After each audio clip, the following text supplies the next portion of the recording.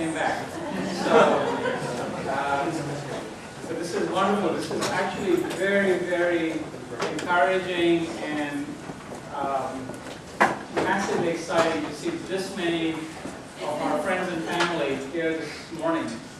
And of course, I'm sure Ken will, it's my pleasure this morning to introduce Ken.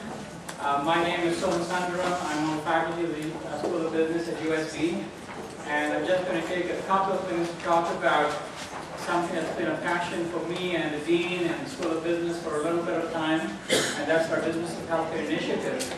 And then I'll introduce Ken, and he's going to talk about LinkedIn and all the wonderful things. But before I do that, I do want to acknowledge and thank David Salisbury and Ms. Levin for hosting this event.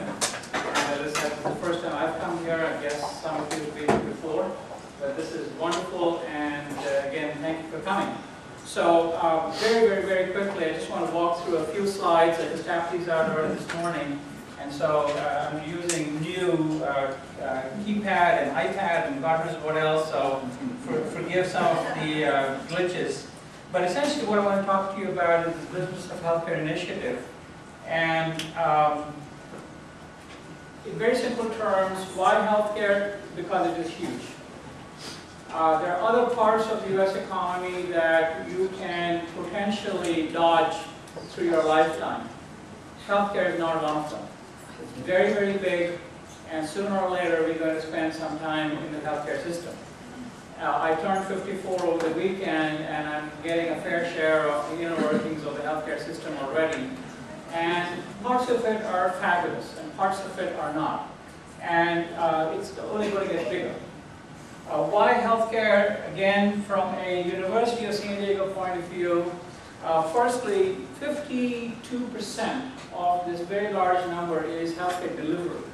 San Diego is a pharma biotech town, but actually it is a much bigger healthcare delivery town. And so hospitals are a big part of this town, physician services are another huge part of this town, and these parts of the economy are growing rapidly. That's not to say that pharma and medical devices are not important, but overall the sector, if you take the first three, is a very, very large part of a soon-to-be $4 trillion business. And as the University of San Diego School of Business looks to become relevant, clearly this is a sector that cannot be ignored.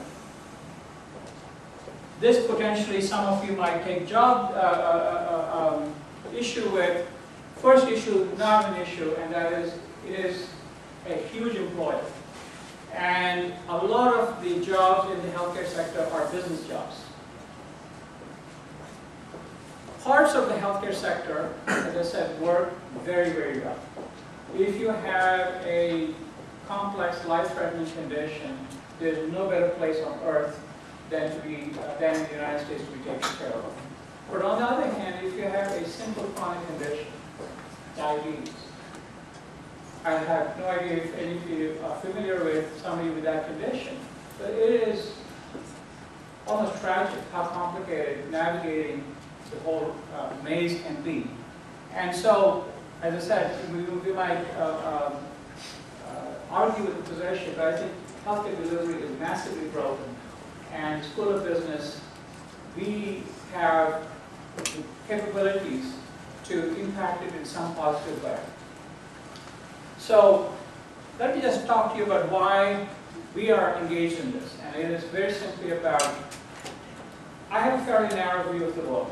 And I think universities do things like educate people and enrich people's lives and expand their horizons and all sorts of things. I think the business school is fundamentally about jobs. You come to the business school so that you can get a better job and you can have a better impact on the world in which you live and make your life better and make the lives of other people better. Very simple, and I think it's a noble goal. And engaging in healthcare, I think, is a particularly noble goal for the School of Business because we have a lot of people in our school, large number of undergrads, significant number of grads. You all know about the story in terms of our reputation and our rankings and our selectivity and our reputation and so forth. And so I think of the Business of Healthcare initiative as essentially an hourglass on its side. It has to, an hourglass on its side looks to me an awful lot like a jet engine.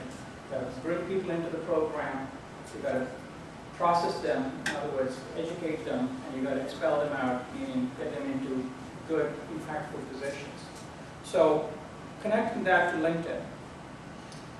What I want you to do is, if you are interested, to look at our Business of Healthcare subgroup on the USD LinkedIn site and become a member of that. Why? Very simple. If we built 15 courses in healthcare at the University of San Diego, we would still impact minuscule numbers of people. But we know we have a large number of people like you who have either an interest in healthcare or who have an involvement in healthcare. And I see several of you in the room who I know are in the sector. Healthcare jobs are everything from project management to financial planning to process improvement to inventory controls and all sorts of different things. Leadership has a role to play, marketing has a role to play. Most people don't comply with their medications as supposed to, so we have behavior issues and so forth. I think we can bring a lot more impact to what it is that we're doing in the university in terms of courses and coursework.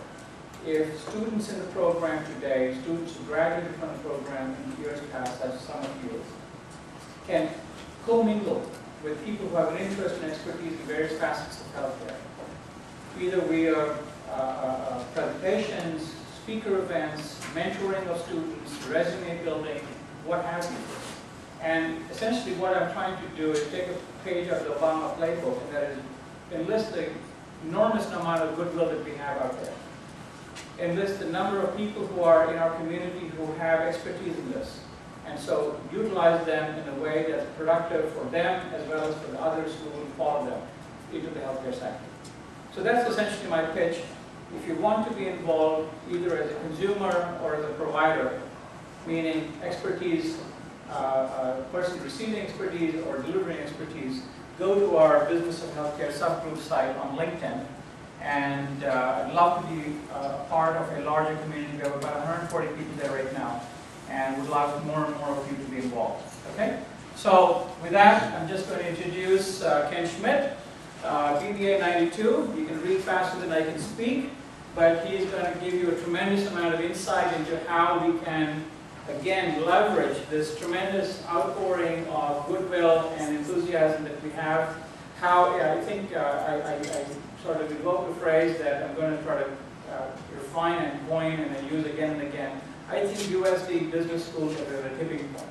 I think they're at a genuine tipping point where we can break out and become the place that we deserve to be, which is one of the very high quality, massively respected business schools in the country. So Ken, please help me welcome Ken Schmidt.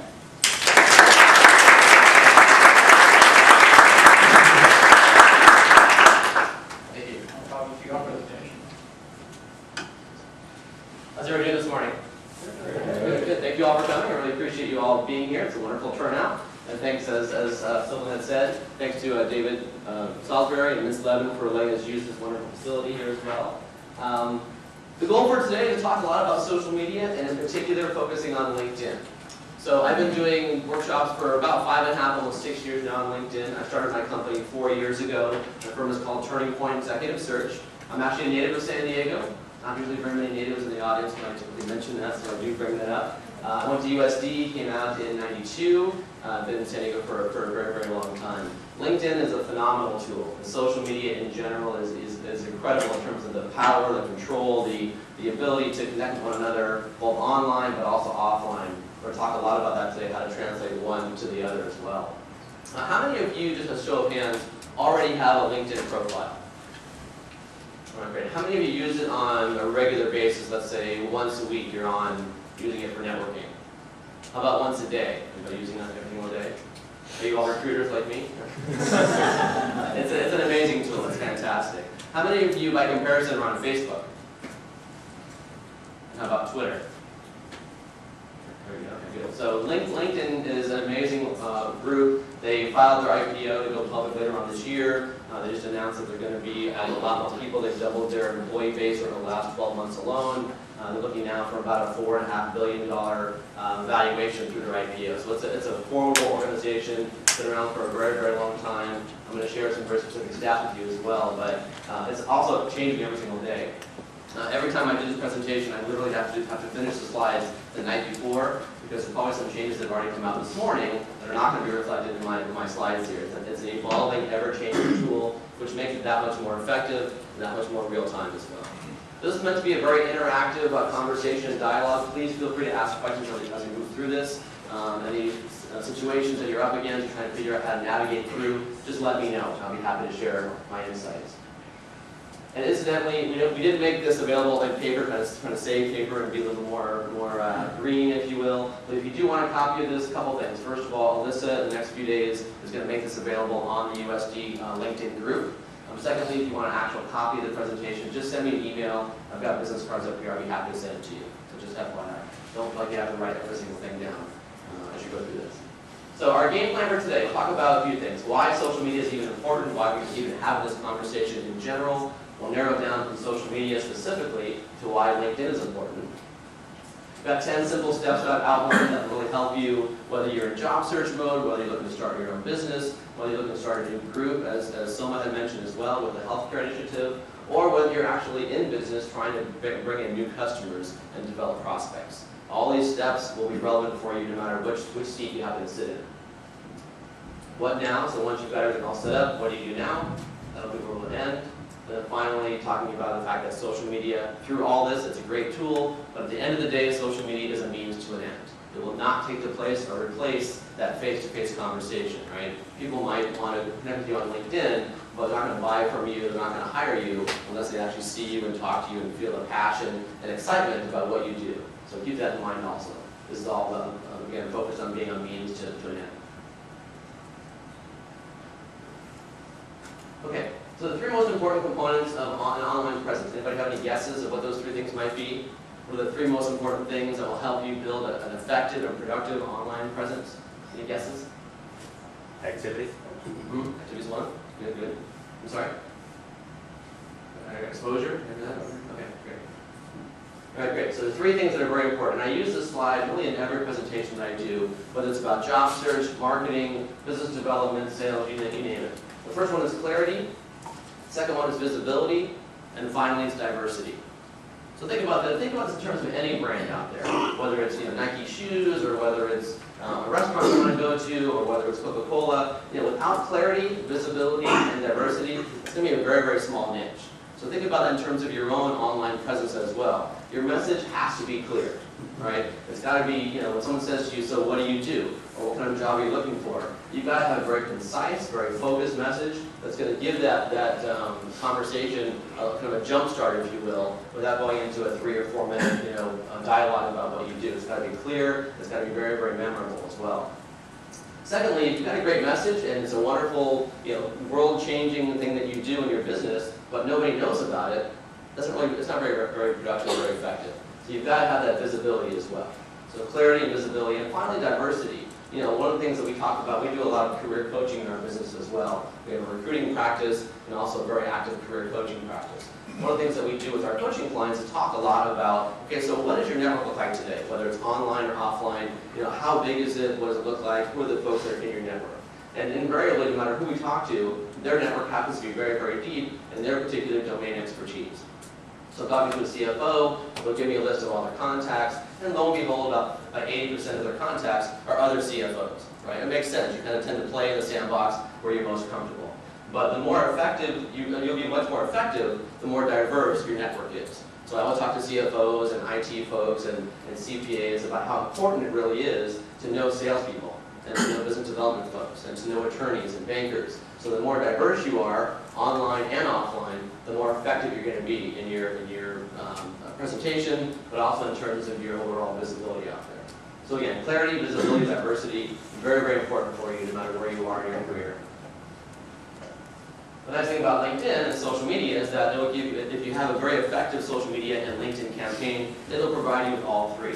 I'll talk about how it's going to work through the course of the presentation here, but it'll give you the ability to develop and then announce, if you will, or present your message. It'll give you that diversity we talked about as well, and it'll give you that overall and ongoing visibility too. So it's really, really important.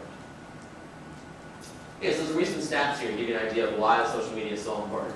So nearly half of U.S. adults are involved in some kind of social network. And the same survey actually talked about the fact that about 2 in every 3 U.S. adults are involved in 3 or more social networks. So the show of hands with Facebook and Twitter and LinkedIn, obviously, many people are involved in a number of different social media platforms online. Almost 2/3 use it to find business information. When's the last time any of you dialed 411? Anybody? I mean, one person, okay, great. And they love you for it, right? I mean, usually I'll go to the internet. I'll go to Yellow Pages, yp.com, or I'll just get on my phone and figure out, or I'll call a friend, right? The last thing you do usually is dial 411. So people are usually online getting business information, whether it's to hire you as an employer, or whether it's to hire your business to do business with them as well. So that's why, again, it's so important to be online, have that visibility. And in terms of hiring, so nearly 90% of hiring professionals, so internal or external recruiters, are using social media and LinkedIn in particular to find people to bring into their organization. It's all about that networking piece, it's all about the diversity and the targeted approach you can have when you're trying to hire somebody into your organization. So those are some basic stats to help you understand why it's so important. More specifically, this is a recent survey that was done by JobFight, and it talks about, companies that are out. This is a survey that was done of HR professionals as well as recruiters, trying to figure out, so how prolific, really, how prevalent is social media in their typical job or hiring practices? And obviously it's very, very high. So if you look at this number, it might be kind of hard to read from the back there, but so 78% of those that are using social media for their hiring practices or activities are using LinkedIn. So the vast majority of companies are using some kind of social media, and of those, nearly 80% are using LinkedIn specifically.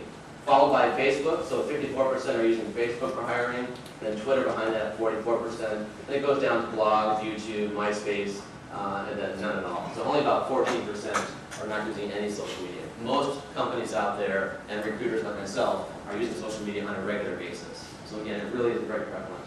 Yeah. Are sites like Monster.com just not counted in here? Well, they're not considered social media, they're considered job boards, so the Ladders or Career Builder or Monster as well. If you look at the revenues of those companies, they're all dropping. And the last numbers that I saw, about 6% less year over year. Whereas you look at Simply Hired or Indeed.com, which are what are called site aggregators. So they actually scrape all the different job postings from companies and from the Ladders and other boards. Those are growing by about 1,300 to 1,400%. So much bigger in those areas, whereas Monster and more traditional job boards are dropping. And you think that's gravitating towards social media? Very much so, yeah, very much so. If you look at the tools and the power of LinkedIn, for example, to actually target specific people and certain demographics, then that LinkedIn has 103, 104 million people globally in their database. There's a lot of amazing trends and specific stats that they can pull out from. So if you are Nike and you're trying to hire some marketing people, rather than just posting a broad ad on Monster.com and seeing what comes through, you can have a very targeted hiring and posting campaign on LinkedIn that's only going to go out to marketing professionals that are in the Northwest that have other large consumer packaged goods or consumer product company backgrounds. So it gives you the ability to really be much more targeted, more focused, and much more effective. Yeah? Ken, real quick, what was the names of those sites you just said? Simply Hired and Indeed.com. Yeah. And again, they bring in job postings from other sites out there onto their site.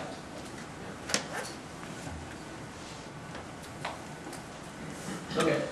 So quickly here. So in the past, we had traditional job search and marketing channels were really very, very similar. So it's print ads, obviously it was radio way back when, TV, job fairs, and of course word of mouth.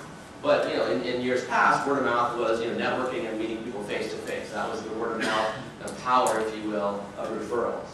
These days, when it comes to job search and marketing, the channels have changed quite a bit. A lot of them have gone online.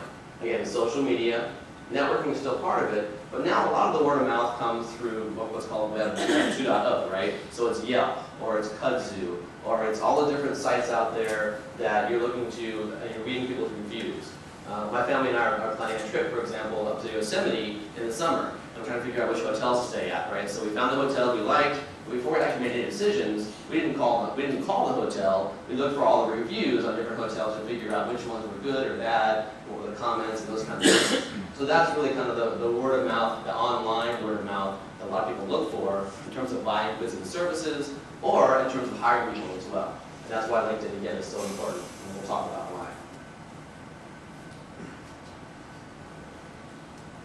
Okay, so some stats about LinkedIn specifically. So just over 100 million users across 200 plus countries. There's 2 million company profiles in there. It's a lot of companies, 2 million companies, pretty phenomenal. That's growing very, very quickly. I think this is very interesting. So a new user joins LinkedIn every second. So think about that. That's 1, 2, 3, 4. That's a lot of people that are joining LinkedIn. It's right now it's about 52% of LinkedIn users are outside of the US. About 48% are inside. 12 months ago, that was flip-flop. That was changed.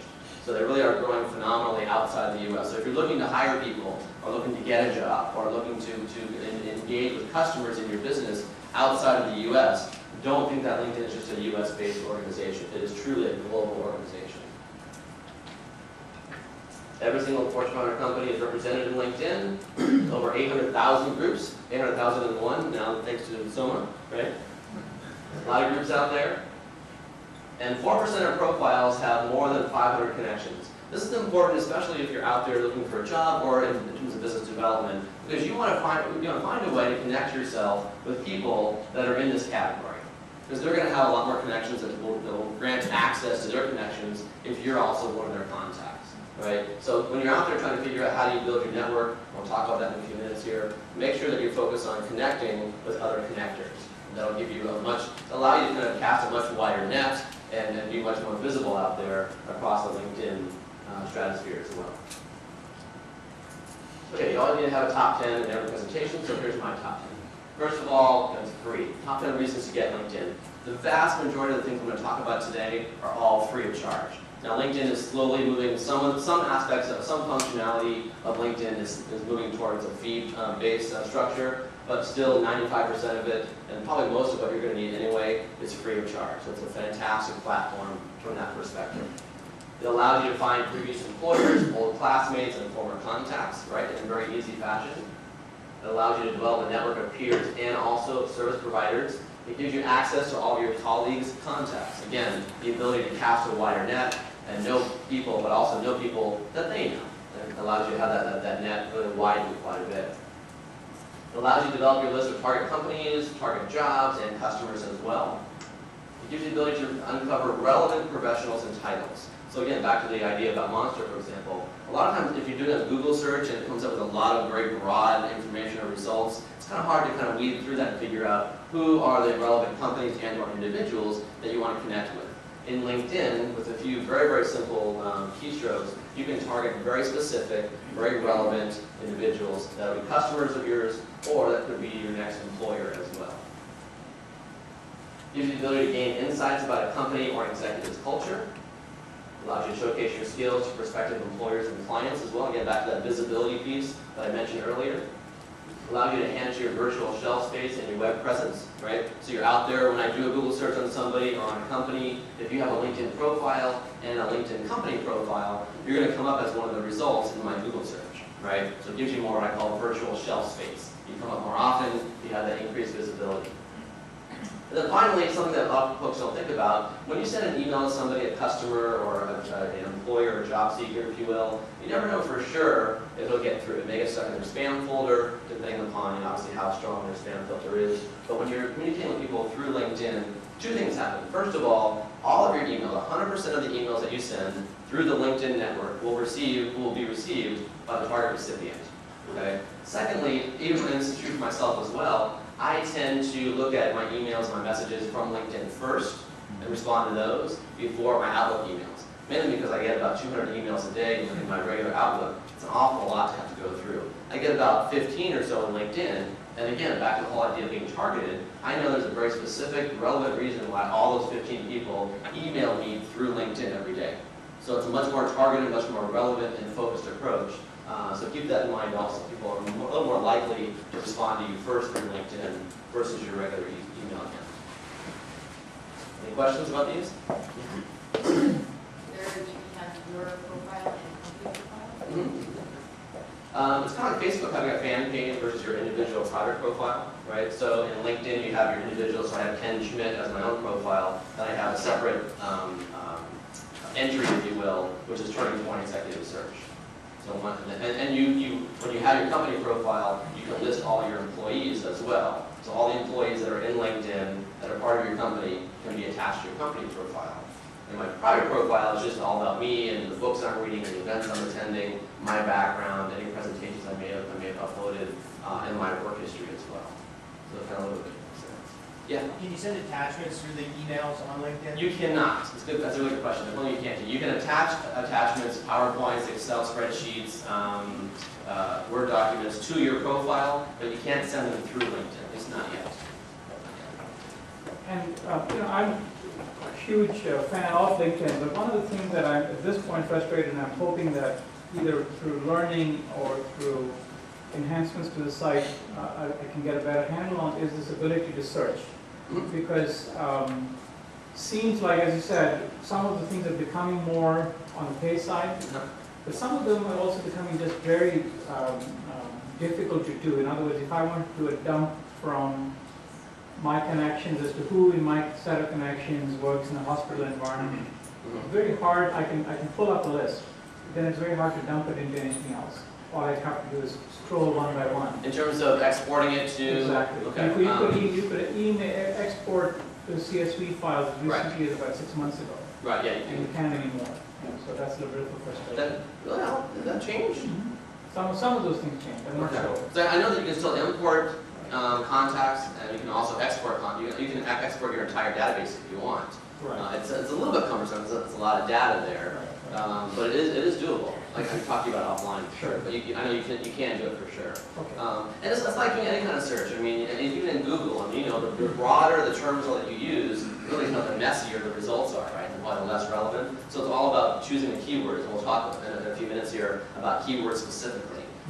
But you can use keywords to really kind of target your search very, very directly. And you can also, I'll mention this in a few minutes, but you can also tag each one of your connections in LinkedIn as well. So you can have all, if you have 140 people, for example, in your connections, you can go through them all and say, these are the 10 that are salespeople. These are the 15 that are in marketing. These are the 25 that are hospital related. So you can actually tag each one of those and use LinkedIn as kind of a CRM system.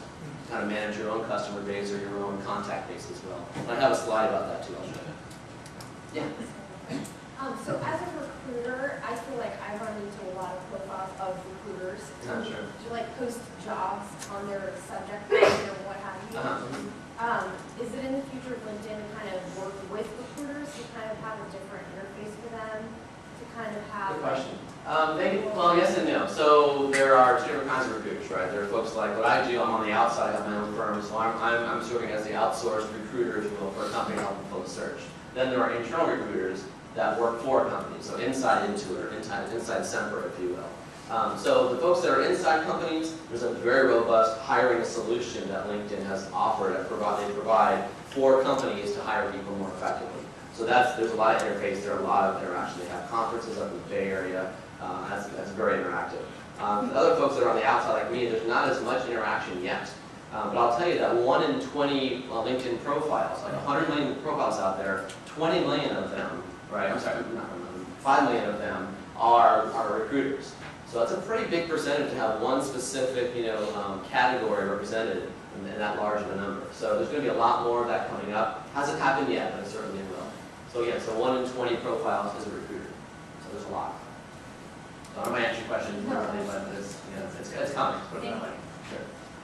Okay, so if you remember nothing else, if you take a nap right now and you decide to wake up in about 45 minutes, great. Please just remember this slide. Okay, this is the most important thing out there. And again, whether you're in job search mode, whether you're business development and sales, whether you're trying to build your own business from scratch, whatever it may be, this is the whole reason why LinkedIn is so effective, right? So you're in the middle there, and then beyond that, you have kind of your first circle, if you will, of connections. Could be friends, family, folks from the neighborhood, people that you coach your soccer team with for your kids, folks from the church, the gym. Doesn't make a difference, right? That's your kind of your inner circle, and that's pretty much already assumed. Those folks know who you are. They're going to help you with business development. They're going to help you with your job search. It's kind of a given. The most important aspect of LinkedIn is that next ring out, and then one ring out from there, right? That's where the ability to really leverage LinkedIn comes into play very, very quickly. So keep that in mind. So the folks that you know are going to first ring, the next ring out are going to be those folks' connections. And beyond that is your next business development deal, it's your next job, it's your next whatever, maybe your next business endeavor. That's the importance of LinkedIn. Okay? And this allows you to do that in a much more effective manner. Okay, so any guesses on what these three numbers represent? Exactly, my connections. So to show you, to illustrate kind of the power of LinkedIn. So I have 1,860 connections that are my first three connections, right? The reason why that's important is because it gives me access to 500,000 people. It's a lot of people. And beyond that, we're talking about 11 million people. So 10% or 11% of the entire LinkedIn database I have a connection to globally, which is fascinating when you think about how that works, right? So it's a matter of having the right kinds of connections. It's not so much really the quantity as it is the quality. I've got a number of folks that are in my connections that are other connectors. So they themselves have 500, 1,000, 1,500 plus people as well. And that really helps me to expand my own network a lot more quickly. USD has been a fantastic leverage point and kind of platform for me as well. And I get requests from people all over the world where the one common connection, the common bond that we share is being fellow USD alums. So keep that in mind when you're out there networking as well. No matter what school you may have gone to, it's really important to use that to your advantage and connect and engage people as well and help your own business that way also. Yeah? So I've gotten requests, and maybe they're recruiters, maybe they're people that I've forgotten in life, and I look at them, I don't know whether I should accept them and add them to my network. Something like this is no reason not to. My goal is just to accept everyone. It's a great question. It's a good question. Yeah, so there's kind of two different schools of camp, or schools of thought there. So one is just go for volume, right? Because the more folks you have in your network, the more folks you have access to every month, right? I actually subscribe to the other side, which is go for quality as opposed to quantity. So 18 and 60 might seem like a lot of people. Compared to a lot of recruiters, it's very, very small. There are recruiters that have thousands and thousands of connections in their own network. But the way that I do it personally, I have two things. So first of all, if I don't already know you, if I haven't met you, if I haven't talked to you, if I don't have some kind of common connection, or if I don't know somebody who knows you very well, then I'm going to say no, right? But in every other case, I'm going to say yes and connect with you in LinkedIn. I actually have this template I send out if I get the kind of request from somebody where I don't remember them or I don't see the reason behind the connection or the common bond. I'll actually send a template to them and just reply to them as opposed to accepting. And I'll say, thanks so much for your invitation, I really appreciate it. Forgive me for not remembering, but did we meet before? Or do we have some kind of common connection there? I'd love to learn about you and your business. I invite you to give me a call and we'll talk about it. And honestly, 95% of people never respond, which is just fine. That's fine. They're probably not really the right fit for my network anyway, to be honest. But at least you have the chance to you can kind of give them the opportunity, if you will, to explain why it is that you should connect. And the other 5% that do respond, I let them in. So that's how I manage it. It's really up to you, but that's how I do it. Does that help a little bit? Okay. Good question? This is kind of stupid. Doesn't that work for you though, because you have a business and are well known? But if you're a budding professional, if I were to send out a survey, I would think that people would who the hell are doing this survey? Earlier on in the curve, but is that kind of quality management you would just recommend for anyone, or? For me personally, yes. I mean, in fact, whenever you get an invitation from someone on LinkedIn, if you happen to, I don't know if you actually read this, but if you notice, at the bottom of that message, it'll say, a LinkedIn default message says, why it might not be smart to connect with so-and-so. Or why you might not want to connect with so-and-so, right? So it kind of prompts you, hey, by the way, are you sure you want to make this connection? Do you know this person? Do you trust them? Can you feel confident in the ability to let them into your network, but they're not going to really, not going to take advantage of that? So my answer to you would be yes, in my opinion. I think it's over time, that quality focus will really serve you quite well. I had read that it kind of defeats the whole purpose of LinkedIn if everyone's accepting invitations from people that they don't even know. Because the whole purpose is that it's someone you know and you can recommend them to someone. Right. If you don't know the person, then it's going to defeat the whole purpose. I agree. And you never know what they're going to do with your network. I mean, the etiquette, kind of the unspoken etiquette of LinkedIn is that you don't connect with somebody and just go and exploit their network and send spam emails. But, it could happen. I mean, it doesn't. So, and people, I think, will talk about why you shouldn't be selling on LinkedIn, selling per se. But there are ways to position yourself as an expert in certain areas. And that's the way to go. So the folks that are selling, those are the folks that you don't really want to have in your network. So that's a very good point. Yeah. Sorry, I have a follow-up. So what I meant to say was what if you just meet someone, I met somebody at this network and I don't really know them or anything truly about them, and then they add me. I feel like oh, I saw him once, they're my friend. Right, exactly.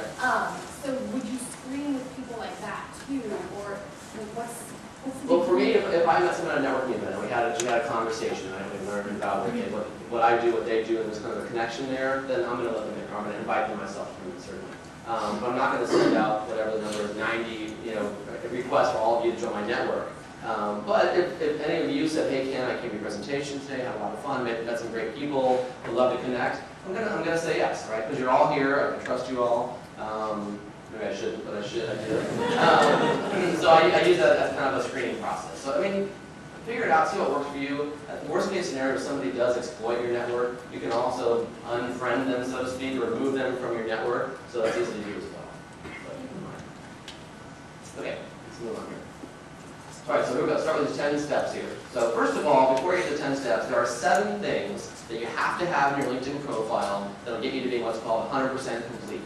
Okay? And the reason why that's important is because you are, depending upon what your role is in LinkedIn, but you're about 12 times more likely to come up on a search for an open job or for a recruiter if you've got a 100% complete profile. You're 4 times more likely to come up in LinkedIn if you have a 100% profile for any kind of business development connections as well. So it's really important to have that profile be complete. Okay? And so here are the 7 things that you have to be complete. First of all, your current position, pretty obvious. At least 2 past positions, your education, your profile summary, your photo, your specialties, and also at least 3 recommendations. Most of these I think are pretty intuitive, make a lot of sense. The one pushback that I usually get, and keep in mind I don't make the rules, I just present on them, is a photo. People say, well, why is a photo there really? Can it be like me 10, 20, 30 feet away?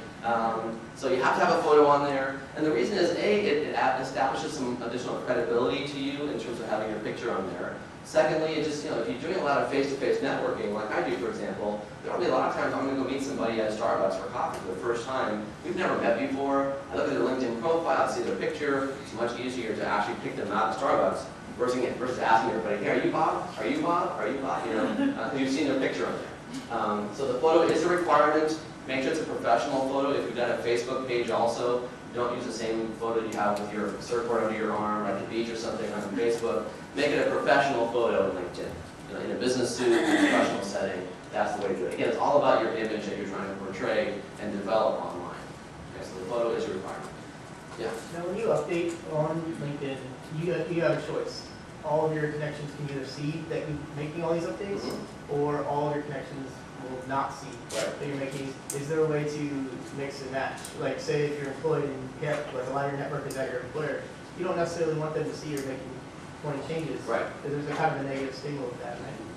Well, I mean, it depends. I mean, it depends on how vigorously your employer is watching your LinkedIn profile. Right. But what I recommend, and we write those profiles for them all the time and help them enhance their LinkedIn profile, is that you turn that setting off. So the question is, can you mix and match? Can you have only certain people in your network see your updates and other people not see it? The answer is no, you can't. It's got to be all or nothing. But you can turn it off. So if you're about to make a whole bunch of changes to your profile, turn that off. Okay? And the way you do it very quickly is you go to the very top right-hand side. It says Settings. You click on that, the drop-down, it'll say, let you click on Settings, and the first one that pops up in the bottom left-hand corner will actually say, allow your network to see updates. You can turn that on or off. So if you're going to make a lot of changes, turn it off, right? Make all your changes. If you want your entire network to see the changes, before you make your very last change, turn that back on again, and then make the last change. Because if you don't, every time you make a change, so your profile changes, your new photos there, your headlines there, every change you make will send out another status update to all your network. It's a little overwhelming, right? So make sure you turn that off, make all your changes, then turn it back on again, and make your last change. So to your question, you can't mix and match, unfortunately. Okay. But if you are concerned about your employer seeing it, you can always just turn it off, make all your changes, then turn it back on again, and there won't be any kind of a broadcast message that goes out to your network. Yeah, I mean, would you agree that there's a little bit of a negative stigma? Like if all of your bosses see that you made 30 changes to LinkedIn this week, Right. there's something, you're doing that for a reason? Right? Yeah, I mean, honestly, the whole idea of LinkedIn is not, if you're making changes to a job board, to your profile there, you're there for a reason. Being on LinkedIn doesn't necessarily mean you're in job search mode. It means you want to network. Now, you're networking with recruiters also, but you're still networking. So it depends on your boss. I mean, it's very, in my view, it's very easy to justify and validate to your boss why you updated it, even if you don't want to, tip your hat that you're looking for another job. You can say, hey, I went to a presentation and I really wanted to help bring more visibility to our firm. Or I'm going to get more involved with my alumni association through my college, and this is the way to do that. So there are ways that you can validate or justify that without having to be specifically focused on job search. But it depends upon your company. So I hand it back to him. Do the recommendations need to come from LinkedIn users? Yes, yeah, definitely. You can only get a recommendation on your profile from somebody who already has a LinkedIn profile. Yeah. Is there any indication on what percentage of users actually follow people's updates? If you get 100 users, you're getting so many updates, sometimes it's overwhelming and you just mentally shut off. Is there any indication? It's kind of like Twitter. I mean, it's all about timing. If you happen to be on LinkedIn at the time that somebody sends an update out, then you're going to see it. If you don't, like you said, it's going to get buried down your timeline. Very true. You can send actual emails out to all your network as well. You can do that, which is easy to do. You don't want to spam people and make it something that's overwhelming. So we do about once a week, once every 2 weeks on average. But you can do that. So that way it's an actual email you're going to receive, not just a status update. But I haven't seen any stats in terms of how many people actually see it or how it's following, if you will. Yeah. Would you describe an effective profile summary? What to include, what not to include? Yes, hold that thought. That's about 5 slides. Okay. One more here? Recommendations, very good. Slide also, yeah, right. I knew you'd all ask those kind of questions, separate slides. Okay, so here we go. Let's go through each one here quickly. So first of all, this is an overarching theme here. I'm going to talk about, what makes you tick, right? People say, well, Ken, people ask me, what networking event should I go to? Or Ken, what kind of job should I look for? Or should I use LinkedIn or Twitter? What's better for me?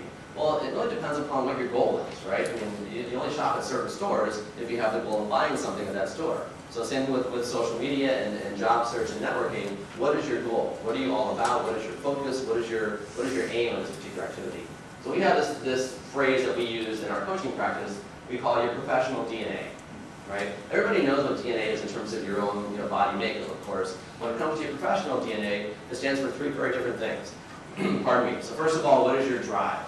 So what drives you? What motivates you? What gets you up in the morning? Why do you go to work? Where you go? That drive is really, really important, right? So what drives you? Second, what is your niche? So is it a geographic niche? Is it an industry niche like healthcare? Is it an academic niche? Is it something where you want to work with startup companies and you like the excitement of a startup organization? So what is your particular niche and your area of focus? And finally, what are your accomplishments? Right, so what have you done that sets you apart? What differentiates you? The job market right now, and even the consumer market in terms of business development, is very, very competitive. So why would somebody hire you as a mortgage firm versus the other 50 mortgage firms that are lined up behind them? Or why would somebody hire you as a director of IT versus the other 50 directors of IT that are also looking for a job right now? Without that differentiation, that clarity of message, it's going to be very, very hard to get those customers or to get hired by that company. So you got to be able to indicate what your accomplishments are. Okay, so really quickly, just take about 1.5 minutes, and I want you all to think about what your DNA is, and write down on the pads of paper there, how would you define your own personal, professional DNA? So what is your drive? What is your niche? And what are your accomplishments? And I encourage you to eliminate generic phrases like, I'm a team player, I'm a people person, I'm detail-oriented, I'm fast-paced, right? No one says I'm slow-paced and I hate people. Please hire me. Right? No one says that. So do away with those generic terms and make it more specific and more unique to your particular makeup and your particular background. So again, what drives you? What is your niche? And what are your accomplishments?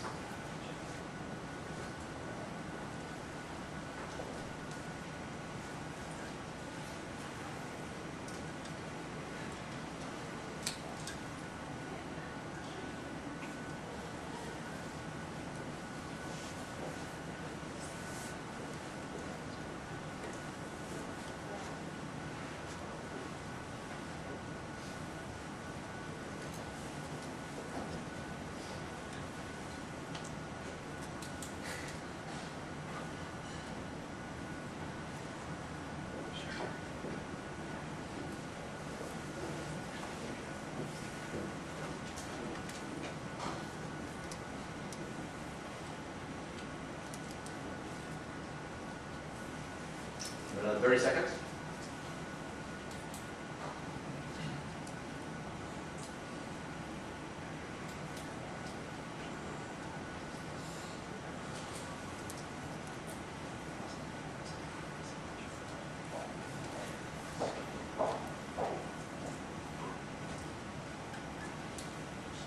All right, anybody want to share what their drive is? What drives them? What gets them up in the morning? Why do they do what they do? Anybody have any drive at all? Salary recognition, usage of skills, purposefulness, and usefulness. Great, okay. I would encourage you to kind of dig a little bit deeper and further define purposeful and useful. Kind of in what way, right? Are you going to sit on your computer and develop a new web design? Or are you useful because you're out and about in the marketplace like David is, and representing being kind of the face of the firm? So kind of what does usefulness mean to you? Trying to define a little bit further. Right? Anybody else on the drive? Yeah. But, changing the way that people do things. So I was involved in, digital media was kind of first coming out, so, getting people to watch TV online, and download music online versus, the traditional way on TV. Right.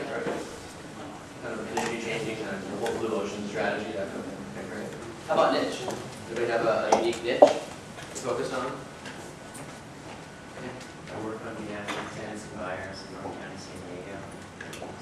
Good, that's great. That's a great message. Very succinct, very clear. I know where you're focused. I know what your industry is. That's very well said. Very good. Yeah. Could you repeat the answer because you can't quite hear? I'm sorry. Yeah, sure. So yours was North County Right. representing tenants. I represent tenants and buyers on commercial real estate transactions in North County, San Diego. So it's all very specific. There's no generic terms there. We all know kind of where he operates, what his focus is, and why we would call him or connect with him. So very clear. Yeah. Other, as far as niche, yeah. Competitive analysis. Okay, so competitive analysis, great. Which could mean a lot of things, right? You could be working for a research firm, you could be working for an M&A firm, or a valuation firm, or it could even be a law firm for that matter, right? So maybe a little bit further definition might help to help people help you, if you will, right? How can they be more of a resource for you? So that's great. Yeah, Advising entrepreneurs on the sale of their company. great, very good. That was what, 6 words? 6 words? Advising entrepreneurs on the sale of their company, so let's say 5 words. That's great. Short, to the point, very, very unique. So if you remember when I introduced myself, I said I'm a native of San Diego, right? How often do you have somebody who says they're native? Not very often. So for me, that's one of my niches also. My practice, my recruiting, my coaching practice is all San Diego, a little bit of Orange County, but I use the San Diego native term deliberately, right? Because it sets me apart from other folks that are national, and it's my niche. I really, really know San Diego marketplace. That's what I do. How about accomplishments? A couple folks on accomplishments? I know you've all done amazing things. Come on. Anybody? Okay, well, I'll share mine then really quickly. So one of the things that I do as a recruiter that most people don't, I actually track what I call my placement retention ratio, right? So it's really important to me as a recruiter, not just to make placements and get a commission and move on, but it's more the longevity. I want to make sure I place somebody in a job, they're going to be there for a long time. So I actually track that for the last 5 years on a rolling average. What is the percentage of people that I placed in jobs that are still at that same company today? And that's 91%. So very, very high. So it's a differentiator for me. It's very specific. It speaks to my client base and my customer base as well. And so it's one of my accomplishments that I'm very proud of. So think about those things, whatever it may be for you. If you're fresh out of school, for example, I'll also think, well, I haven't really done much yet. I've been in school for the last 4 years. I have a couple years of experience under my belt. That's about it. Think about it on the personal side. Maybe you climbed the mountain, or maybe you were out in the desert doing something for 10 days where you did a marathon through the desert, or whatever it may have been. It could be personal, it could be professional, but things that just kind of set you apart. What are your differentiators? What's going to stick in the minds of people that you're talking to, and why would they hire you, either as an employee or do business with your organization? Yeah. Yeah, how do you reference an outside award? Like I was named the 5-star wealth manager by San Diego Magazine. Do I just list that or? Definitely. Okay. Yeah, without question. Yeah, because again, whether it's online or just in a conversation, how many other folks are going to say that? Very, very few, right? So the fact that you're a 5-star, award, if you won the 5-star award, it's going to really differentiate you. Definitely. I found it was helpful to include, make it in the third person as opposed to I did this, I did that. Yeah. In terms of your LinkedIn profile? Yeah, actually, I was on my slides, but we did an informal poll about 4 or 5 months ago, asking people, are you more likely to have your profile as a third person or first person, summary, if you will. And the majority, the slight majority said third person, but it wasn't a huge majority, it was about 55%. So it really is your personal style. For me, I had mine as third person. David, is yours? Third person. Third also? How many of you have a third person summary? Or is third person? Just curious. How about first person? How about no person? All right, so it's about even, give or take. So it's really your own personal style. But what I would suggest is, whether it's with regard to what person you want to use, or the profile setup, or your headline we'll talk about in a minute here, look at other folks that are in your industry. What are other people doing that are in North County that are representing tenants, for example? Or what are other folks doing that are helping their entrepreneurs sell their business, right? So do some searches in LinkedIn, figure out what other people are doing, and then you can use some of that, but also then use that as a way to differentiate yourself and mix it up. And you don't want to become status quo, same old, same old. You want to really kind of differentiate yourself. Okay, so here are the steps here. Second step here is, I mentioned before, keywords. Keywords are very important. And by keywords, just kind of a quick definition, all I'm talking about is what are the words that are specific, that are germane to what you do. Could be industry, could be geography, could be your functional expertise as well, but what do those words look like? Okay, so for me, I'll show you in a minute here, it's recruiter, it's career coach, it's resume writer, it's LinkedIn, it's training, those kinds of things are very specific to me. And it'll be very different for each of you. But keywords are very important, and here's why. First of all, as I mentioned before, they set you apart from your competition, whether you're in job search mode or whether you're looking to get business and find some partnerships and some customers out there. They set you apart. They allow recruiters, hiring managers, customers, all of them to find you and find you quickly. Okay, so for example, I just built a search for a national sales manager, specifically in the bath and body cosmetic sector. Pretty specific. Not a big industry in San Diego, right? So as I'm doing searches in LinkedIn, I'm typing in very specific keywords. So I want a salesperson, I want someone from San Diego or close to San Diego, and I want cosmetics, bath and body. Those are the kind of keywords that I'm searching on. And lo and behold, I had several hundred people that came up on my list based on those keywords. So think about how you want to be found, either by your customers or by, again, potential employers, and those keywords will be very, very important for you for the same reason. And finally, they allow you to showcase your unique experiences, your skills, your solutions, whatever you're offering out there. It'll allow you to showcase that in a very succinct manner. Really important to know your audience also. Again, back to my comment before, people ask me, well, what networking event should I go to? Which social media site should I use? Depends on who your audience is, right? If you are a company that hires a lot of folks right out of college, LinkedIn will certainly be important, but only about 11% of the total LinkedIn profiles are recent graduates. The vast majority of them are folks that have 10 years and more of experience. If you're trying to hire, kind of early career professionals, you probably are. It'll be good to be on LinkedIn. But you're probably better off having a campaign on Facebook, right? So know your audience. Whether you're an employer, an employee, or trying to do business, figure out who your audience is, where they hang out, and that'll kind of dictate what you say and how you say it. Okay.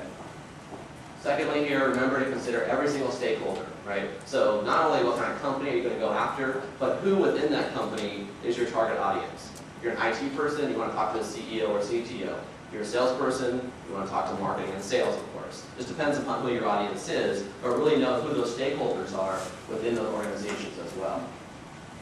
And then finally, what do they want to see and what are their hot buttons? Identify the hard to find, in-demand skills, right? And again, whether you're a company or an individual, this is relevant in either case. What are the things that people are looking for out there? What are the problems that you can solve as an employee or as a customer, as a business, to help that organization out? And then, yeah, I mentioned review your website and jobs as well. That's a good way to find out what's out there. Okay, headline. This is one of the, I think, easiest and yet probably most underrated ways to really help your profile stand out in LinkedIn. Okay? How many of you know already that you can actually customize your headline? Okay, it's a small percentage. The vast majority of folks out there, they don't do anything to their headline, and so their headline, the default, becomes their current job title. Right? So it's VP of Finance, that becomes your headline. Or it's CTO, or it's in transition, or job seeker, whatever it may be. But you can actually customize your headline, and not only can you, but you should customize it. And here's why. Here's some examples. I'm sorry, that's the next slide. So, I mentioned before, don't simply use your title, right? Because if I'm doing a search and I come up with a lot of different people in my results, I want to know specifically about what you're doing, right? So I want to know that you're a VP of Finance for a startup company, you know IPOs, you know SEC reporting, and you're specifically in the financial services space. Those are all very important keywords that should be part of your headline, right? So you got to make sure you can use that to differentiate yourself. I mentioned before, use your keywords as well. Tell a story, solve a problem, right? So in your headline, it's very easy to solve a problem. So my headline, I'll show you, actually, this slide here. So this is my headline. So San Diego recruiter and executive search professional, career coach, LinkedIn trainer, resume writer, master networker. It's pretty clear what I do, right? I'm not an e-commerce guy, I'm not a finance guy, I'm not an operations guy, right? I do career coaching, I do recruiting, I'm focused on San Diego, I do a lot of networking as well, and LinkedIn. That's what I'm all about. So when somebody in LinkedIn does a search with those specific keywords, I'm going to come up at the top of the list. Yeah? You say master networker, that's not an actual, you didn't go take a, 3 hour Of course, class. yeah. I got a degree in USD in math and math. So as a salesperson, that would be okay to write, you not being too verbose. Yeah, I mean, I've covered this. I mean, it's a little bit arrogant. I don't know, but people, it's a nice conversation starter. People say, well, what does that mean, national network? I say, well, I go to 8 to 10 events every single month for the last 4 years. It's a lot of networking, right? It's a lot more than most folks that I talk to. And I learn a lot along the way in terms of how to network and what to say. So for me, it's relevant. But yeah, again, look and see what other folks in your particular industry or sector are doing, and see what's relevant. No, I like the title. It's very apropos, especially for a salesperson or a sales manager. Right, I agree. And again, it's very specific. So it's not, now I don't talk specifically in this headline about what kind of recruiting that I do. In the firm that I worked with previously, I only did accounting and finance recruiting. Now I do sales, marketing, operations, and accounting. So it's a little bit broader. It's a little bit too much to include in the headline here. But in my full-blown profile, I have those words embedded again and again and again. So that'll come up as well. Yeah. A question and a comment. So the purpose of the keywords is to differentiate and to essentially make it clear as to where you're heading. But I've seen LinkedIn profiles where deep buried in the job history, there's a dummy job where all it is a whole bunch of keywords, a whole paragraph of keywords. And there the whole premise is to hit some tripwire so you get picked up. And in a sense, so the question is it okay to do both? So the answer is no. The question was, someone has seen some profiles where there's a dummy, actual dummy job, so it's not a real legitimate job, it's just a job somebody put in there with a bunch of keywords filled in, right? So I akin that to lying, and I think the same as a resume.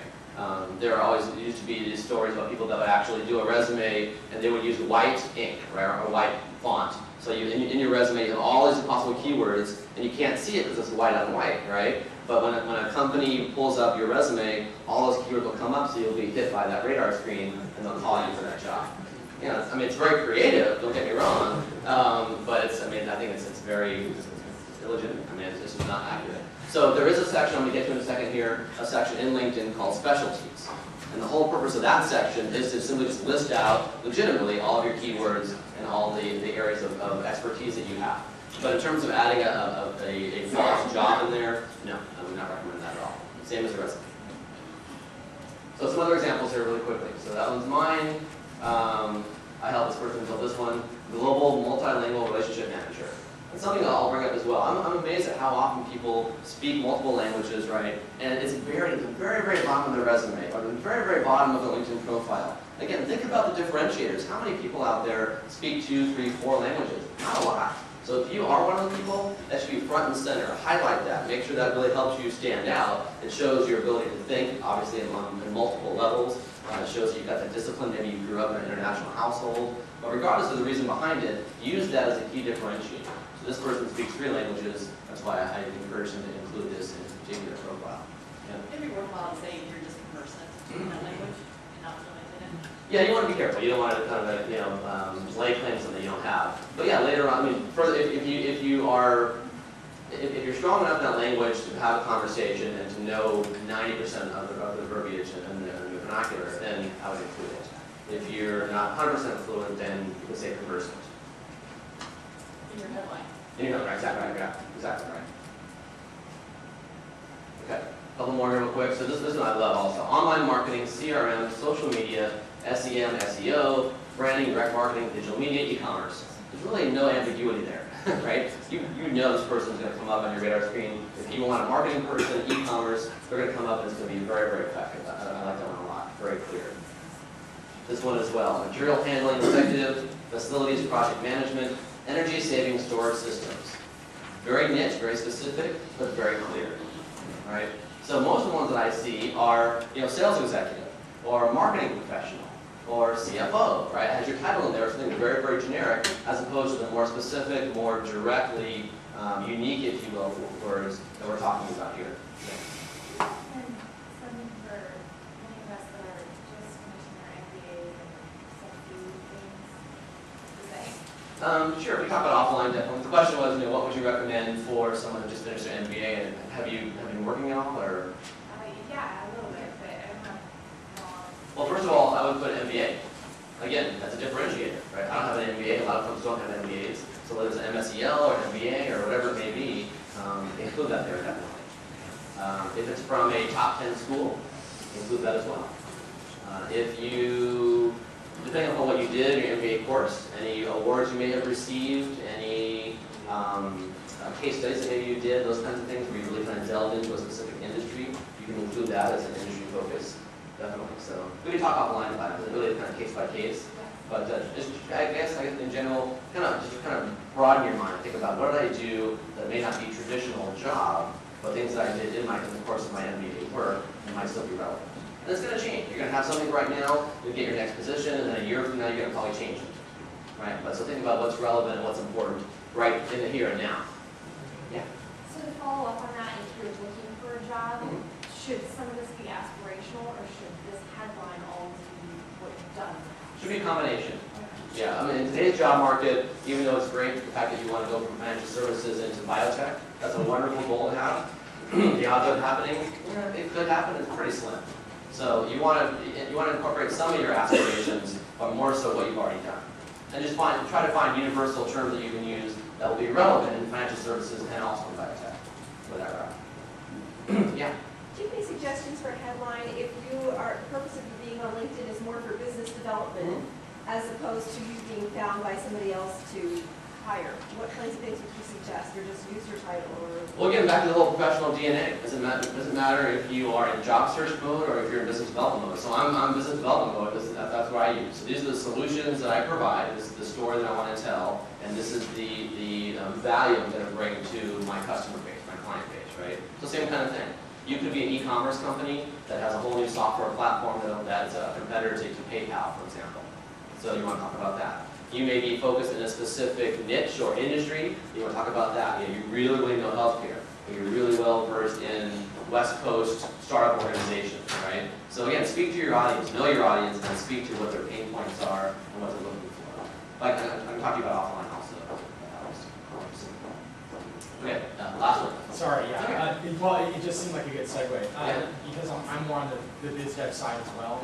How about the back end search? Someone who may not be affiliated with your network, but may say, I mean commercial insurance. Someone may type in, where do I find this type of commercial insurance?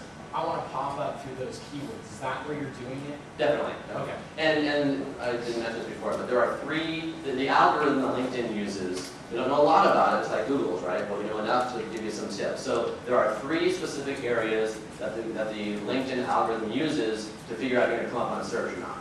First is your headline. So keywords are very important in your headline. Okay. We'll talk about the other two in a second here as well. But number two is your job titles. So for example, my titles have always formally been director or manager or account executive, if you will, and never actually said recruiter on my business cards in the past. Right? Once I learned this, I went back to my profile and changed it. I said director of recruiting, right? Manager of recruiting. So I put the right words in my titles to make sure I'm going to come up in more searches. Okay. The third place that the algorithm looks is your specialties. and I'll mention that in a minute here as well. So if you picture your LinkedIn profile, you've got your summary, then before you actually get into the detail of your job history, you've got a section called specialties. And that section, I think you have about 220 characters, I think it is 240 characters, to list every relevant and legitimate keyword that you have in your background. Right? So for mine, I have marketing, sales, I have operations, I have San Diego, I have Orange County, I have recruiter, resume, all the things that are germane to what I do is in my specialty section. So those are the 3 places, your headline, your job titles, and specialties. That's where the algorithm works. So to your question, you want to use those words again and again and again. Okay? Yeah. If you're an active job seeker, should you include that in your headline, that you're currently looking? I don't think so personally. Just focus on your as a recruiter, honestly, if you come up with my search, it doesn't matter to me if you're in job search mode or not. I'm going to call you if you have the right skill set. And most recruiters, well, it depends on the kind of work you do. The recruiting that I do, most of my recruiting is direct recruiting for folks that are not looking for a job.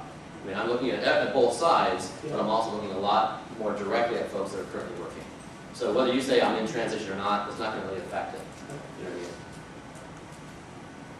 Okay, step 4. So we talked about your experience. So this is summarizing your experience. So again, back to the whole DNA. What are your accomplishments, right? You can use a paragraph, you can use bullet points. It's up to you as far as the style goes.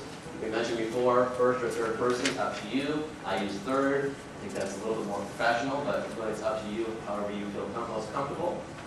Give real examples in your summary as well of accomplishments. So this is a big issue about resumes as well. People will usually just list responsibilities and not list accomplishments. There's no kind of coupling of the two. Instead of it should say, I did this, which resulted in that, as opposed to just, I did this, I did this, I did this, right? So make sure it's accomplishment-based, not just responsibility-based. It's really important. So give some good examples. Be concise. Don't make it, 4 paragraphs long. People will ask me, well, should I just, copy and paste my entire resume into LinkedIn? The answer is no. That's a little bit overwhelming. If you have, let's say, 6 or 7 bullet points under each job description on your resume, choose the most universal and the most relevant, 3 or 4, or maybe 5, but not much more than that. Keep in mind the one challenge with, as far as being in job search mode, one challenge with LinkedIn, if you have a resume, we always encourage you to have more than one version. You're going to change your resume around based on the job that you're applying to. With LinkedIn, you only have one chance. You can't have a different LinkedIn profile for different jobs. So you want to make sure your LinkedIn profile is more universal. Again, cast a wider net, use broader terms as well. Just enough to kind of whet the person's appetite, and then they want to call you and talk to you and learn more about your background, and that's where you get into your actual resume. So, yeah. Let me just simply add one dimension to this, and that is, as a professor at the School of Business for the last 23 years, I've seen an awful lot of resumes. And resumes are fundamentally backward-looking documents. They talk about what happened yesterday. And really the purpose of this is you're looking forward. You're saying, this is what I want tomorrow. And so if you can do anything that connects the past to the future, that would be a lot more effective than simply, this is the history of where I came from. Where you came from, of course, matters. But it only matters to the extent that it gives you the right to ask for this next thing. And so you want to build language that says, because I've done all these things, I am now ready for these things. Right, very true. And then finally here, highlight your contributions I mentioned before as well. Okay, so I mentioned a few minutes ago that the third place that the algorithm looks is specialties. So again, it's the broad description of all the keywords. Don't make it in paragraph form, don't make it in full sentence form, just have words. Just raw words that are relevant to what you want to do, what your expertise is, and where you come from, and obviously where you want to go as well. So again, back to the whole idea of what sets you apart. I mentioned this again, use keywords, speak to your audience, right? So what are the hot buttons, what are the pain points that your audience, that your target audience is experiencing right now, and speak to those points specifically, right? And then can you back it up? So back to your point before, someone about, do you just put out a dummy job in there or make things up? No, because I mean, even if you do get the interview, they're going to say, oh, I see based on your LinkedIn profile that you did this, this, and this. If you just made that stuff up, it's not going to go very well. So make sure you can back it up, make sure it's legitimate, and it's really genuine in terms of what information you're including there as well. I mentioned before that the joke about cliche faces, right? Or cliche phrases, excuse me.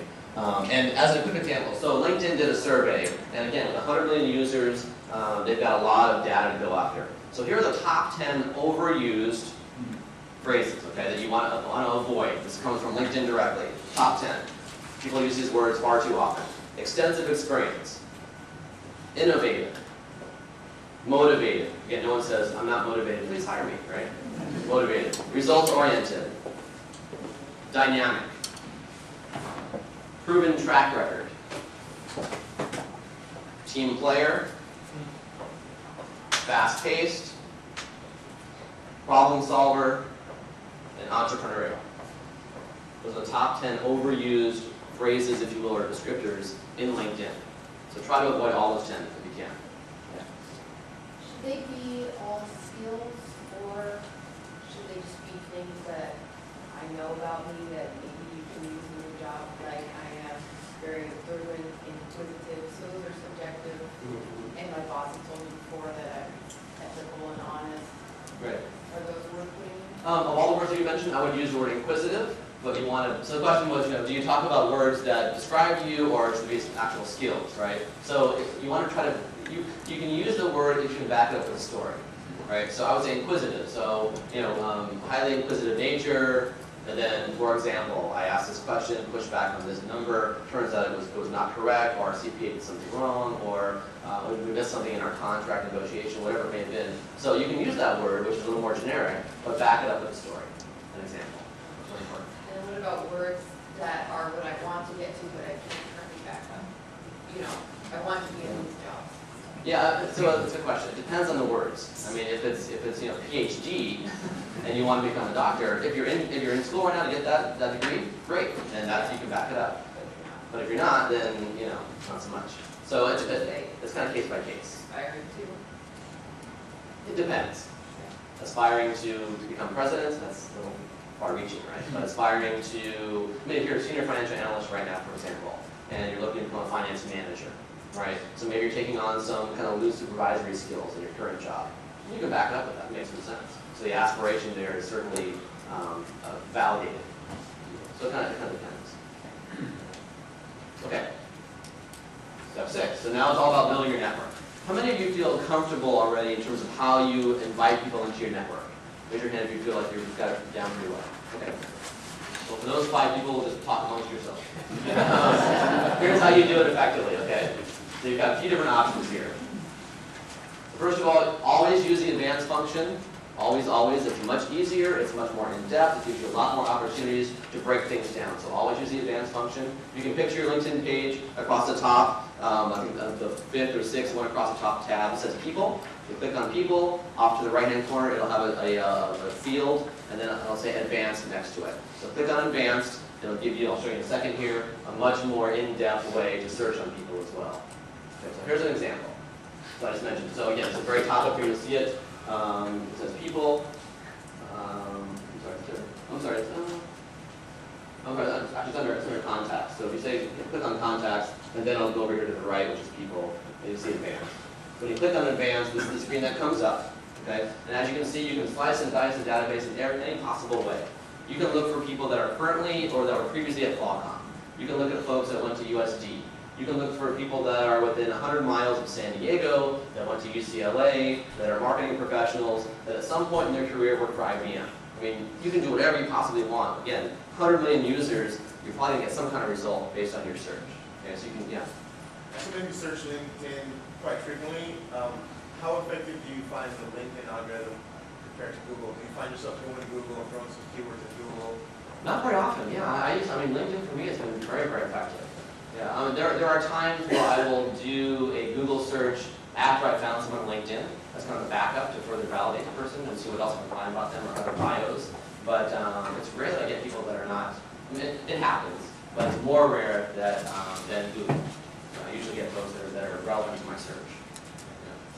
There's an example here. So we typed in as an example. So first name says Patty, last name says Pilon, right? So we're looking for somebody named Patty Pilon that we didn't actually put this in, but in San Diego.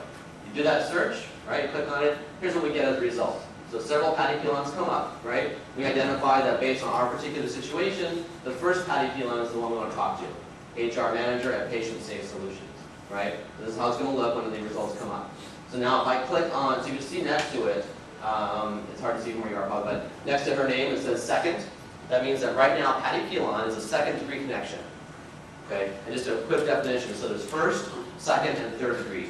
First are people that you've already invited into your network, or they've invited you to their network. You already have shared that, you're already connected. You see your email address, they see your email address. That's only true for first degree connections. Okay. Second degree means I want to know somebody who knows somebody else. So Peter, right? Your first name? Angie. So let's say I want to meet Angie, right? I do a search for Angie and the company that she works for. She comes up in my system, and I don't know her directly, but I know Peter, and Peter knows Angie. So in that case, Angie is a second degree connection. Okay. Now your first name? Matt. So let's say now I do a search as well, and I do a search on Matt. Let's say I don't know Matt's last name. I have Matt's just first name, but I know where he works, and I know what his title is. I do a search, and it comes up that he's a connection, but now he's a third degree connection, right? And let's say, so I know Peter, right? Peter knows Angie knows Matt. That's that connection. So as you can see, the further out you go, the more of a cold introduction it is, if you will. Secondary connections are the strongest to try to leverage and to use for your network. Third degree, it can be effective, but it's a little bit further out. So just kind of keep that in mind. That's first, second, and third. So in this case, in this example, Patty is a second degree connection. So when I click on her name, here's what comes up. It gives me the choices of what I want to do. How do I want to actually connect with Patty in LinkedIn? So it says up here on the circle on the very top, send an email, get introduced through a connection, or just go ahead and add Patty to your network. Okay. So the first one, send InMail, that is the one exception that does cost money, right? InMail means that InMail allows you to send messages to people in LinkedIn that you're not already connected to. Okay, so there's no first, second, third degree connection, but you can still send a message to them in LinkedIn if you have InMail. And you get InMail by being what's called a premium account member. It's anywhere from $50 to $100 a month, depends upon what your focus is. And it gives you anywhere from 5 to 10 InMails every month. So that is the one exception that will cost money, but in most cases you can probably find a workaround. I'll show you how. So let's say, for example, in this example here, I want to go ahead, so I'm going to click on Add Patty to your network, which is the third option down there in the very top. So Add Patty to your network. I'm going to click on that. Here's what I get. The screen comes up and says, okay, go ahead and invite Patty to connect with you on LinkedIn. It's going to ask me, how do you know Patty? Do you know her because you're a colleague, you're a classmate, you've done business together, you're a friend or other, right? If you say that you're a friend or other, then it's going to say, great, you can go ahead and do this, but they're going to require that you actually put Patty's email address in there to verify and prove that you actually do know her, to cut down on spam, right? So the best tool to use, the best option to use is the one we have checked here, which is we've done business together. When you click on that, it's going to ask you, okay, Ken, so you say that you know Patty because you've done business together. At which company were you working when you did business with Patty? It's going to ask you to actually designate which company it was where you had that relationship. Okay. So in this case, I would just click on my particular company name as well, and then it goes on from there. Do I have? Okay. So I didn't show it here, but the very bottom it says the personal note. The default note says, I'd like to add you to my professional network on LinkedIn. Never ever use the default. Always personalize it. Okay? Just like always use the advanced function, always personalize it. Two things that are really important. Because if I get back to the question before about, you get an invite from somebody that you don't really know, and they haven't personalized it, I don't know what that connection is, they don't remind me that I met them at a presentation that day, or they're a fellow USD alum, I'm going to be less likely to accept them in if I don't know that. But if instead they say, hey Ken, it was great seeing you this morning, thanks for the presentation, met some great people, would love to connect with you on LinkedIn, then I'm going to say, oh, okay, great, I met that person there this morning, I remember that individual. I'm going to say yes and actually allow them into the network. So always personalize it in some form or fashion, okay? All right, that's step one. The other option here is to actually use the introduction, and here's where the power of LinkedIn comes in. So option 2 says get introduced through a connection. The great thing about LinkedIn is that it's going to actually connect the dots for you and tell you how to do that. So the very bottom here, you can read it, it says you, in this case me, and then below that says Erica Christian and Elaine Rosen, two people that I know that know Patty Pilon. So in this case, I have two options. I can either use Erica or I can use Elaine to try to make the introduction, right? Now Elaine actually happens to work for me, so I'm going to choose Elaine. So here's the next screen. Ken, which person do you want to use for that introduction? I'm going to click on Elaine, and now the screen comes up. Really important to remember a couple things here. First of all, the most important thing is there are two emails you're going to send out, two messages. The first, again, so I'm trying to meet Patty, and Elaine is kind of my go-between. So I know Elaine, and Elaine knows Patty, right? So I'm going to use Elaine's connection to get the introduction. So I'm going to send out 2 messages. The first one goes to Elaine. Dear Elaine, hope you're doing well. Looking forward to seeing you at the networking event next week. I see that you know Patty Pilon over at Patient Safe Solutions. I'd like to get introduced to her. Could you please go ahead and introduce me, right? Remember, however, that the email you send to Elaine will also be seen by Patty. And I always kind of emphasize it, because people say, well, why does that even matter? Let's say I saw Elaine last night at a party, right? And I say in my message, hey Elaine, great seeing you last night. I can't believe you did 17 shots. Wow, you're amazing, right? I see that you know Patty Pilon. Please introduce me, right? It sounds great because you think it's a personal email just to Elaine, but when she passes that introduction along, Patty's going to see that email that I talked about the shots as well. So keep it professional, keep it appropriate, and remember that your target recipient, in this case it's Patty, is going to see both emails. It's really important. Yeah? So you can't see Patty's picture because you're not friends. Can she see yours when she receives your invitation? Yes, she can. Verify who Yeah. you are? And she, yeah, the answer is yes. So the question is, can Patty see my picture in the invitation?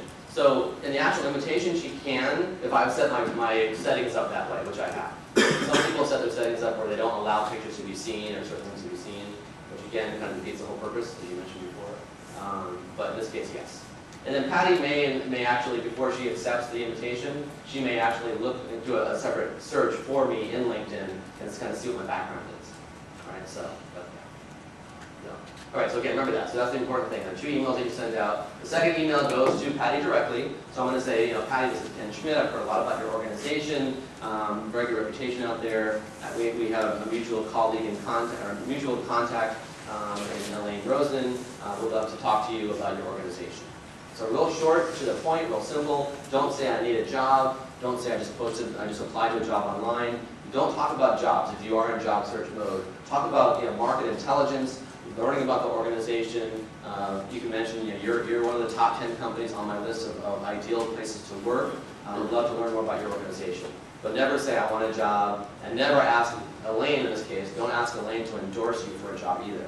Because again, you're asking them to put their own name, their own credibility online. They have no idea if you're a fit for that organization or not. It's really unfair to ask them to endorse you. So simply ask for introduction, simply ask to share and gather market intelligence. Yeah? What if you're soliciting a candidate and you mention the job opportunity? I do, yeah. I have a template that I use actually where I lay it out and say, I can send it to you if you want, but it's laid out in several paragraphs, and it says, I'm working on this kind of position, your background is very impressive, but I never say, I want to talk to you about the job. I say, I want to talk to you about your career, your long-term career goals. So a little bit less transactional, just my own quirkiness, whatever. So there you go. Okay, so any questions about that? It is straightforward. When you do it a few times, it kind of comes pretty quickly. If you have any questions, you get stuck, just let me know, but it does move pretty fast.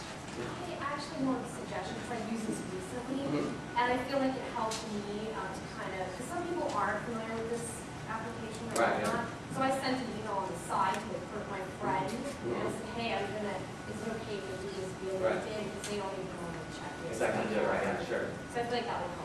Definitely, yeah. And in fact, I mentioned a couple slides from now, I'll say, you know, when you're making introductions, I always recommend, or when you're requesting introductions, I recommend that you call the person first, right? So let's say, for example, yes, it might show that I know Elaine and Elaine knows Patty, but maybe Elaine met Patty 5 years ago at a networking event, and they haven't spoken since, right? So if I'm going to ask for that introduction, the odds of it going through are pretty slim.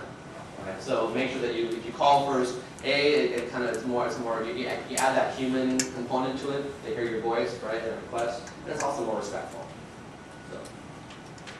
Okay, so just really quick, I mentioned before that you can use LinkedIn as a CRM for your own management as well. So when you look at all of your contacts that you have in there, you can add a lot of information that nobody else is going to see. So you see over here on your left-hand side, you can add their individual phone numbers, notes about when you contacted them, their title, their birthday, things about their kids, whatever might remind you or help you in your own business development or job search strategy. You can add those specific notes in there that will only be seen by you. It will not be seen by anybody else, only you.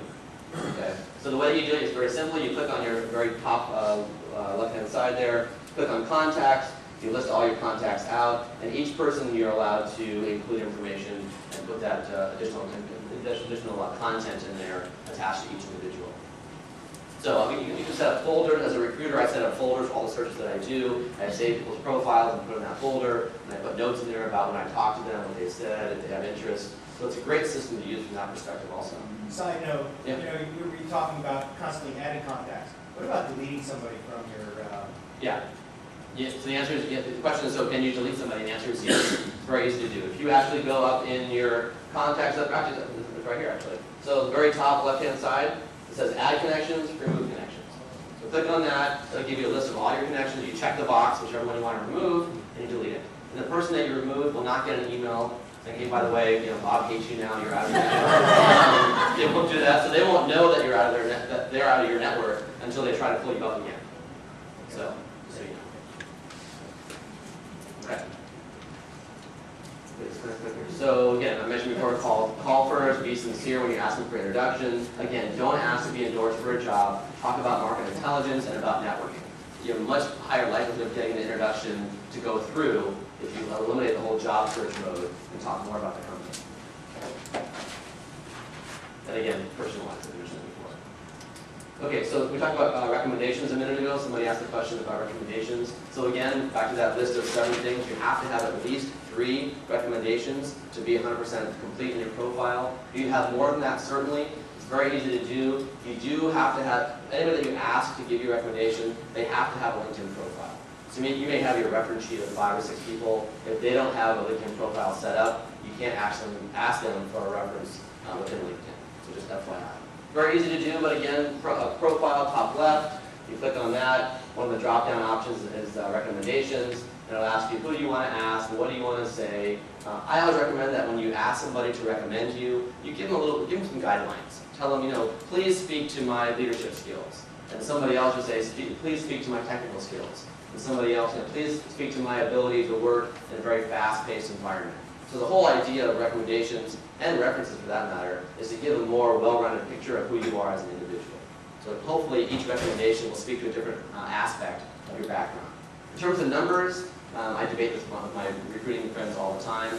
I think 8 to 15 is appropriate. More than 15, it's a little bit overwhelming. I think I have 12 or 13 right now. I have some recruiting friends that have upwards of 50 or 60.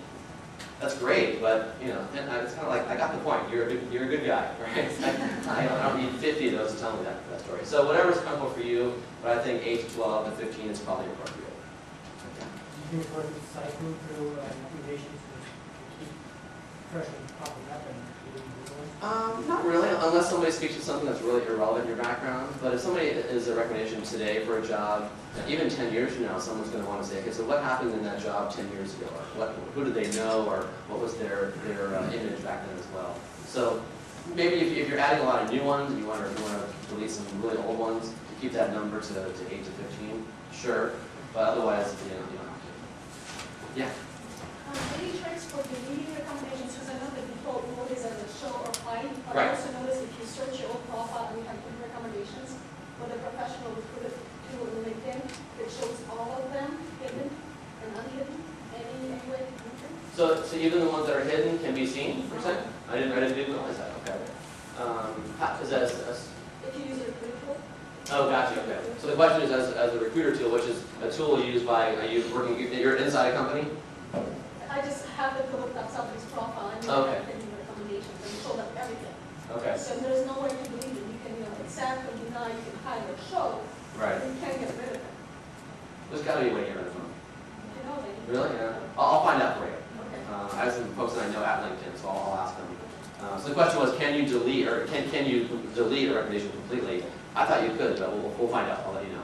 That'll be my homework.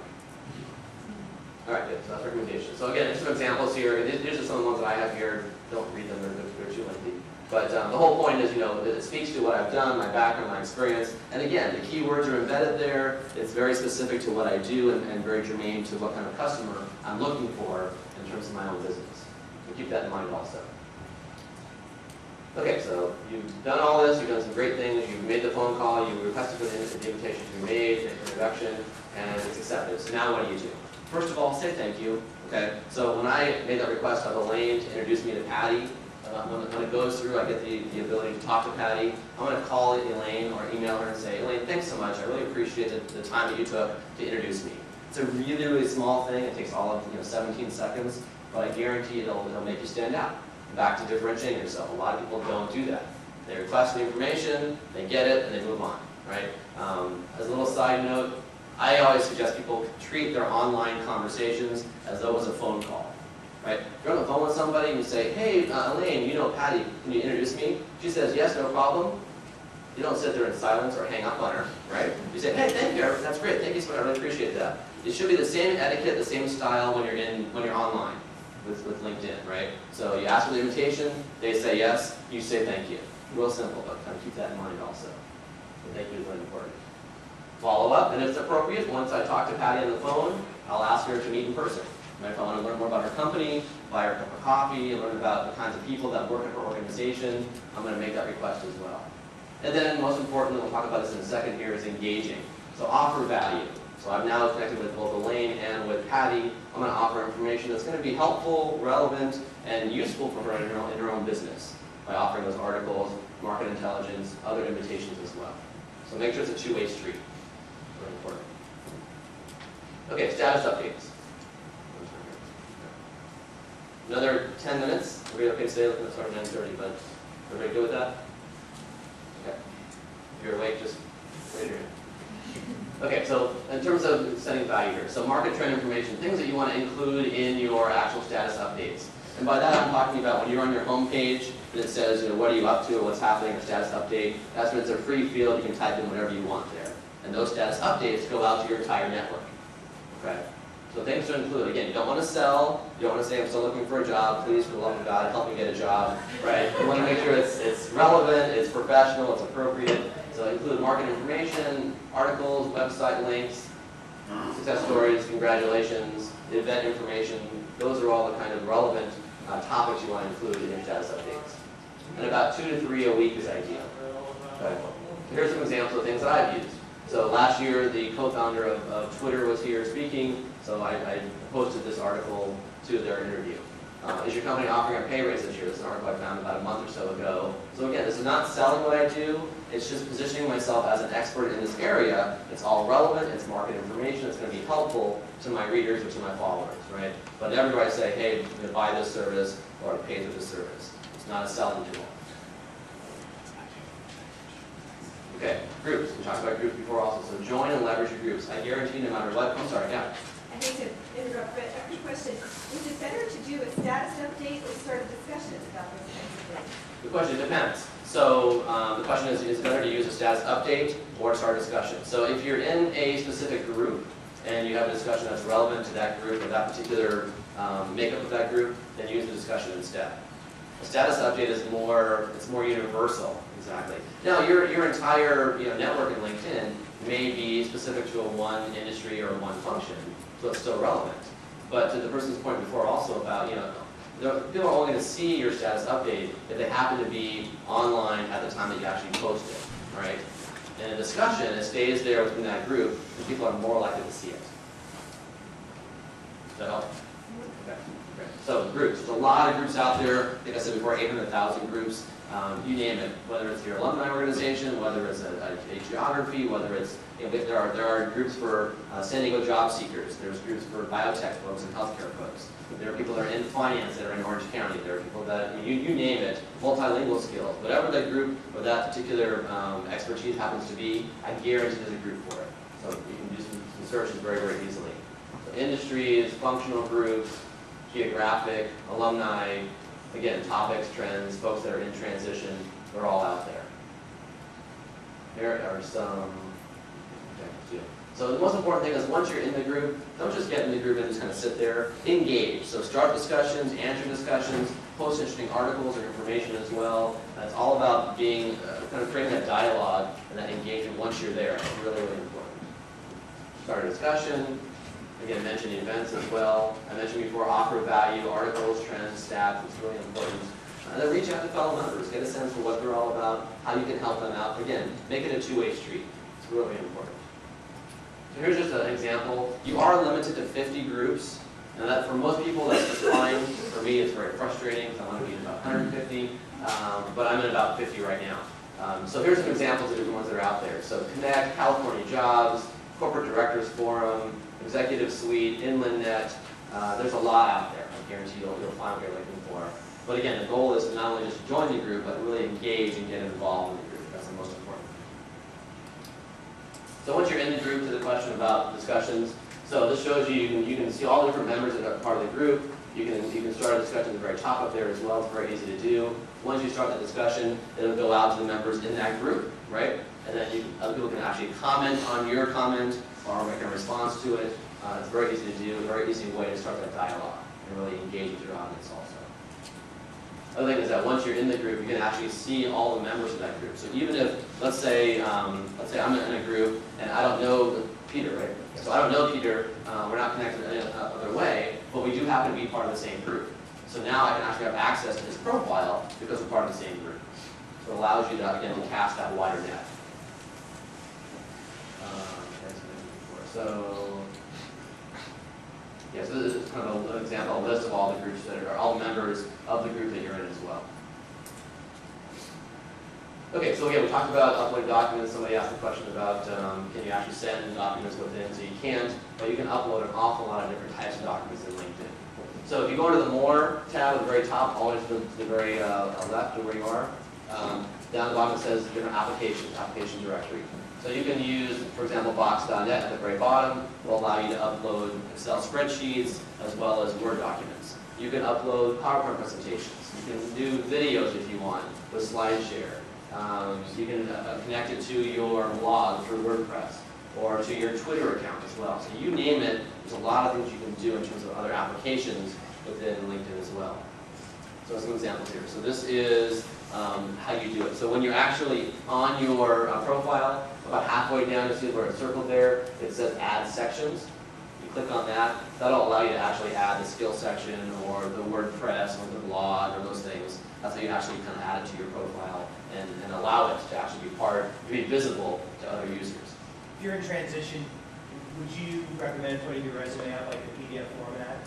That's a really good question. I used to say yes, but I had somebody bring up the point that if the whole goal of LinkedIn is again, whet their appetite and give them a reason to want to call you, if your resume is there, then you kind of give them everything all at once, kind of for free.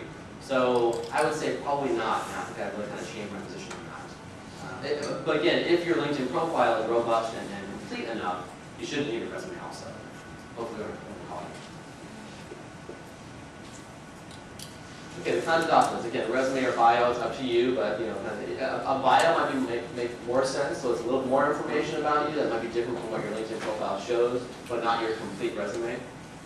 Now, articles where you're quoted, white papers that you were involved in, that you've written, speaking engagement presentations, those kinds of things. You know, video about your services, your talents, whatever's going to showcase who you are. If you're a marketing professional and really creative, then having a video up there is probably pretty relevant. It just depends on who you are.